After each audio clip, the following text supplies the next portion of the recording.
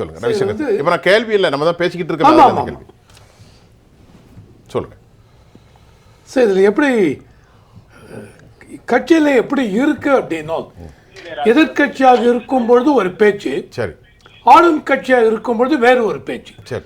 2017 அந்த சமயத்தில் இவர் எதிர்கட்சியாக இருக்கும் பொழுது ஸ்டாலின் அவர்கள், இப்போதைய முதல்வர் ஸ்டாலின் அவர்கள் இவர்களுடன் அந்த போராட்டத்தில் கலந்து கொண்டார் அப்படின்னு. அப்போ அவர் பேசின பேச்சு நான் இப்போ படிக்கிறேன். படிக்கிறேன். முக்கியமா படிக்கிறேன். 10 லட்சத்துக்கும் மேற்பட்ட அரசு ஊழியர்கள் தங்களின் முக்கிய கோரிக்கைகளை வலியுறுத்தி நடத்தி வரும் தொடர் போராட்டத்தை குதிரை பேர அதிமுக அரசு கண்டு கொள்ளாமல் இருப்பதற்கும், அந்த போராட்டத்தை காவல்துறை மூலம் அடக்கிவிடலாம் என்று நினைப்பதற்கும் திராவிட முன்னேற்ற கழகத்தின் சார்பில் கடும் கண்டனத்தை தெரிவித்துக் கொள்கிறேன். ஸ்டாலின் பேசியிருக்காரு எதிர்க்கட்சி தலைவரா. பழைய ஓய்வூதிய திட்டத்தை மீண்டும் அமல்படுத்த வேண்டும். ஊதிய முரண்பாடுகளை களைந்து 8வது ஊதிய மாற்றத்தை அமல்படுத்த வேண்டும். இடைக்கால நிவாரணமாக 20% உடனடியாக வழங்க வேண்டும். தொகுப்பு ஊதிய அடிப்படையில் பணிபுரியும் சத்துணவு மற்றும் அங்கன்வாடி ஊழியர்கள் உள்ளிட்ட பல்வேறு துறைகளில் பணிபுரிவோருக்கும் காலமுறை ஊதிய நிர்ணயம் செய்ய வேண்டும் என்பது உள்ளிட்ட கோரிக்கைகளை வலியுறுத்தி அரசு ஊழியர்கள் திடீரென்று போராட்டம் நடத்தவில்லை. இவர் ஸ்டாலின் அவர்கள் சொல்லியிருக்காங்க. திடீரென்று போராட்டம் நடத்தி விடவில்லை. முறைப்படி முன்கூட்டியே அரசுக்கு இந்த வேலை நிறுத்த போராட்டம் குறித்து நோட்டீஸ் அனுப்பி அதன் அடிப்படையில் ஆகஸ்ட் 5ஆம் தேதி மாபெரும் பேரணியை அரசு ஊழியர்கள் சென்னை மாநகரத்தில் நடத்தினார்கள். 2017 ஆகஸ்ட் மாதம் நடத்தினார்கள். ஜாக்டோஜி அமைப்பினரை அழைத்து பேசுவதற்கு பதிலாக அந்த பேரணிக்கு வரவிருந்த அரசு ஊழியர்களை ஆங்காங்கே செக் போஸ்டுகளில் மடக்கி கைது செய்து அராஜக நடவடிக்கைகளில் ஈடுபட்டது இந்த கேடுகட்ட அதிமுக அரசு அப்படின்னு வரிசையா பேச. அப்படி இருங்க. 2017ஆம் ஆண்டு தோழர் ரவிசங்கர் நீங்களே சொல்லுங்க.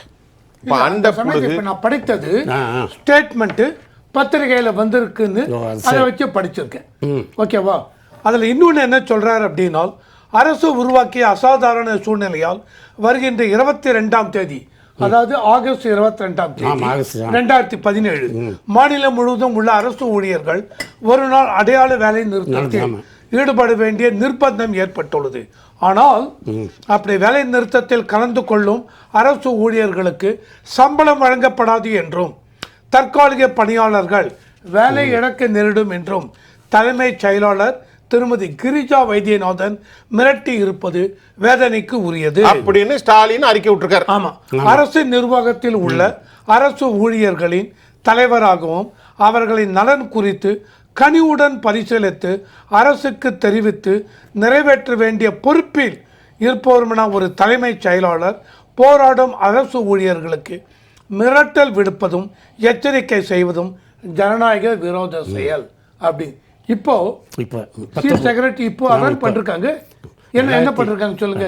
2019 இப்போ இந்த வருஷம் இப்போ என்ன சொல்றாங்க? சீஃப் செக்ரட்டரி ஸ்டேட்மெண்ட் கொடுத்தாங்க. என்ன சொல்றாங்க? சம்பளம் கிடையாது. தென் யாரெல்லாம் பகுதி நேர ஊர் டெம்பரரி அவங்க எல்லாரையும் வேலையை விட்டு நீக்கும் சொல்றாங்க. ஒழுங்கு நடவடிக்கை எடுக்க ஒழுங்கு நடவடிக்கை எடுப்போம் இப்போ சீஃப் செக்ரட்டரி சொல்றாங்க.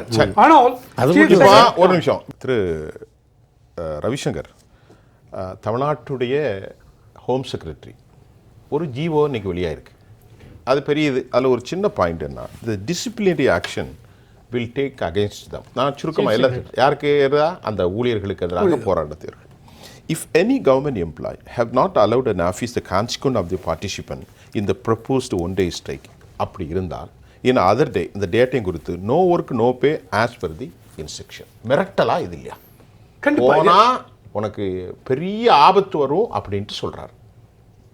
இதை என்ன பாக்குறீங்க? நீ இப்ப சொன்னாதான் இதான் நான் சொல்ல வரேன். இன்றைக்கு நீங்க ஆட்சியில் இருக்கீங்க, நீங்க இந்த மாதிரி ஸ்டேட்மெண்ட் கொடுத்துருக்கீங்க. அதாவது நீங்க ஸ்ட்ரைக்கில் ஈடுபட்டால் நோ ஒர்க் நோ பே, அதனால உங்களுக்கு ஆக்ஷன் எடுப்போம். இதையே தான் நீங்கள் 2017 எதிர்க்கட்சியாக இருக்கும்போது என்ன பேசினீர்கள்னு சொல்லிட்டு இப்ப வாசிச்சீங்க. பத்திரிகையில் வந்து செய்தியை படிச்சிருக்கேன். அன்னைக்கு என்ன சொல்றீங்க, இது ஜனநாயகத்துக்கு விரோதமான செயல் அப்படின்னு சொல்றீங்க. இன்னைக்கான என்ன பண்றீங்க?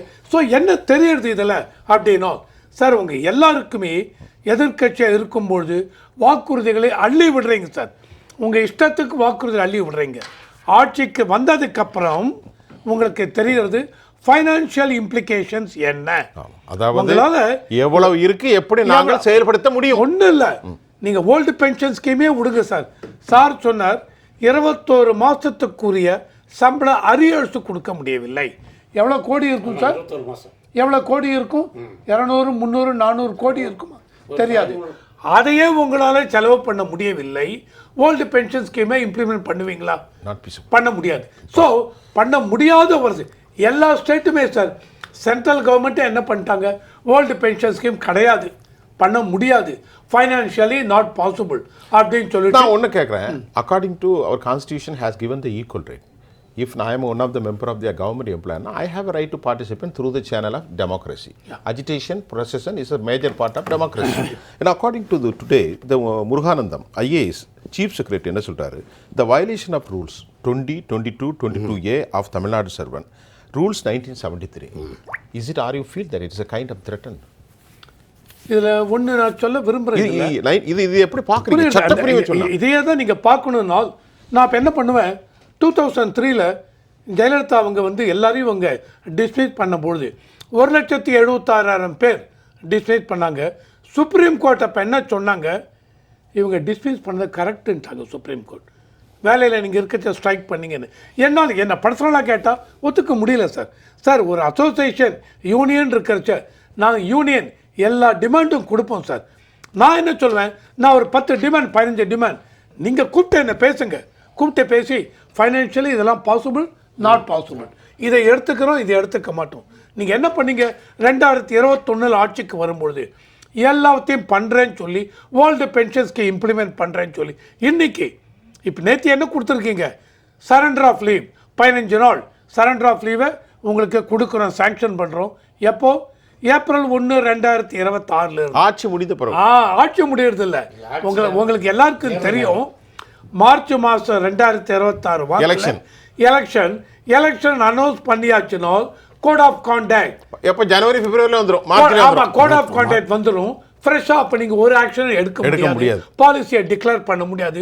அன்றைக்கி என்ன சொல்லுவீங்க, எலெக்ஷன் கோட் ஆஃப் கான்டாக்ட் வந்துடுது, எங்களால் பண்ண முடியாது, கவர்மெண்ட் ஆயிடுவாங்க. அதனால தான் நீங்கள் இந்த மாதிரி சொல்கிறீங்களோ அப்படின்னு ஒரு சந்தேகம். சொல்றீங்களா? அதான் உண்மை இல்ல. அதான் இப்ப அதுதான் அடுத்த வருஷம் 26 மே மாசம் தேர்தல். இவங்க எப்ப சொல்றாங்க, 4வது மாசம் சொல்றாங்க. மே மாசம் 5ஆம் தேதி, 5வது மாசம் 4வது மாசம் ஏப்ரல்ல உனக்கு என்ன ரைட் இருக்குன்னு எலெக்ஷன் டேட் அனௌன்ஸ் பண்ணியாச்சுனா code of contact comes into force. அழகான பாயிண்ட் சொன்னார்.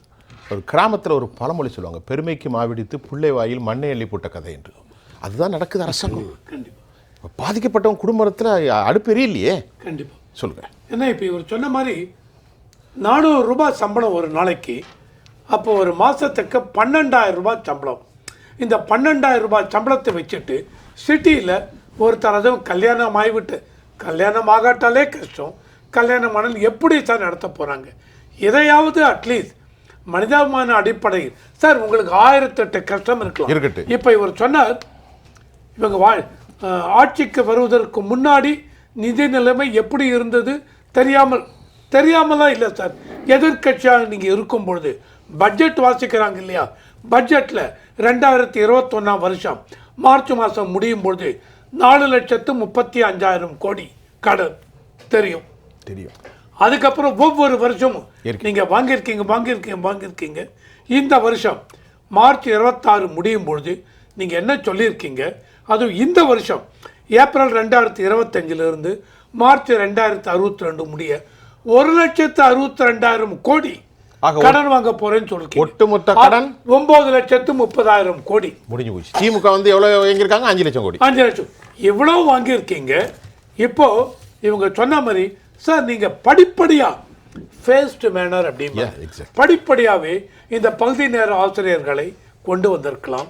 21 மாதம் இந்த 1,62,000 கோடி கடன் வாங்கினீங்கள அதில் 21 மாதம் அரியர் இவர் சொல்கிறார் எவ்வளோ கோடி தருது அதை கொடுத்துருக்க முடியுமா? சார் ஒரே ஒரு கேள்வி, நம்ம நேரம் கருதி, தமிழ்நாட்டில் மலைகள் இல்லாத ஒரு சூழல், மலைகளை அள்ளி கொண்டு போகிறார்கள். அதாவது திருநெல்வேலி மாவட்டம், அம்பாசமுத்திரம், தூத்துக்குடி, கன்னியாகுமரி, நெல்லை, அதே மாதிரி தென்காசி, எல்லா இடங்களிலும். ஆனால் ஒரு குடும்பம் வாழ்வதற்கு 400 ரூபாய் கொடுக்க முடியாமல் என்ன அரசு வாழ்கிறது? சார் இன்னைக்கு தேதிக்கு நீங்க பார்த்தீங்கன்னு வச்சுங்க, அதாவது யாரையும் நான் குறை சொல்ல விரும்பல, அதாவது அந்த அளவுக்கு படிப்பு இல்லாதவங்க வந்து ஹோட்டல்ல கடையில வேலை செய்யறாங்க. ஒரு நாளைக்கு 600-700 ரூபாய் 3 நேரம் சாப்பாடு போட்டு கட்டுமான பணியில வேலை செய்யறவங்க அவங்களுக்கு 1000 ரூபாய், 1200, 1500 ரூபாய் இந்த மாதிரி இருக்கிறது. ஆசிரியனுக்கு, படித்த ஆசிரியருக்கு இவர் சொன்ன மாதிரி பாக்குறது 400 ரூபாய் ஒரு நாளைக்கு தான். ஸ்போர்ட்ஸ் இருக்கு, ஆசிரியர். அதாவது சொல்லுங்க, இவ்வளவு கஷ்டம் இருந்தும் சரி இவங்க ஏன் இந்த பணியில தொடர்றாங்க அப்படின்னா, சொல்லுங்க, என்றாவது ஒரு நாள் நமக்கு ஒரு விடிவு காலம் பர்மனன்ட் பண்ணுவாங்களோ. சரிதானே சார்? அந்த எதிர்பார்ப்புல தான் இவங்க இவ்வளவு கஷ்டத்தை அனுபவிக்கிறாங்க. என்றாவதால் எனக்கு விடிவு வராதா? விடிவு வராதா? இந்த விடிவு எப்போ வரும் சார்? இந்த வருஷமா இல்ல அடுத்த வருஷம், அடுத்த 5 வருஷம் எந்த கட்சி ஆட்சிக்கு வருதோ அந்த கட்சி பண்ண முடியுமா? முடியாதா? இதுதான் சார் பெரிய $1 மில்லியன் கொஸ்டின் பாங்க. அதனால இவங்க எல்லாமே எதிர்பார்க்குறது இவர்னா இவங்க ஃபேமிலி எல்லாருமே நமக்கு விடிவு காலம் எப்பொழுது வரும், பர்மனன்ட் ஆகுமா மாட்டோமா, இதுதான் சொல்லணும்.